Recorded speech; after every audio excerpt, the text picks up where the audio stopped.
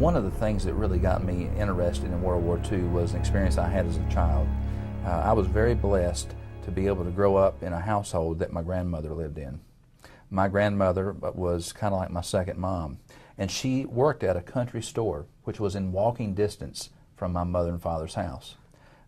Every afternoon in the wintertime, my responsibility was to go get in my grandmother's wood. I fussed about it back then, but I would pay to do it today because my grandmother's no longer living. But we would ride our bikes down to the store, and about a half a mile from there was my Uncle Charlie Swicegood. It was my grandfather's brother. And Charlie was a World War II veteran. He served on the USS Enterprise, a ship that fortunately was at sea on December the 7th, conducting mission work, and so they were not at bay.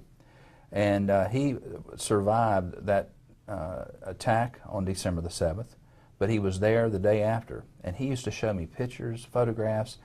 In fact, I own his jacket that he had during the war. It's at my house. It's a prized possession of mine. So that experience is probably what ignited my interest in World War II. In fact, Frank Couch is another veteran who passed away this past year. He was like a family member. He used to come to my grandmother's store, and he was a D-Day plus 3 or 4 days veteran, a Purple Heart recipient, and I got to hear his stories about the war.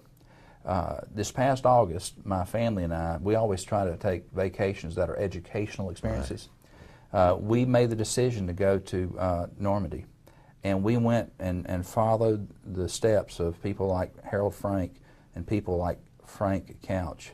And one of the things that we did with Frank Couch and also with Charlie Cozart, who's my business partner's father, we took their photographs to the Omaha beach and to the Utah beach. And we laid their photograph down in the sand, and we wrote their name in the sand.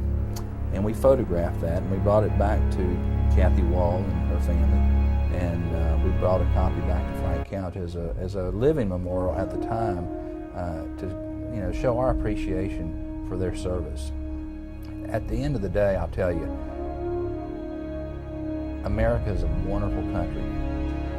It has been good to so many people, and it didn't just happen. It did not just happen.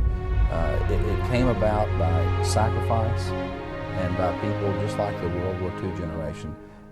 Right now, in the twilight of the World War II veterans' lives, we're putting a microscope on those guys because the time is right.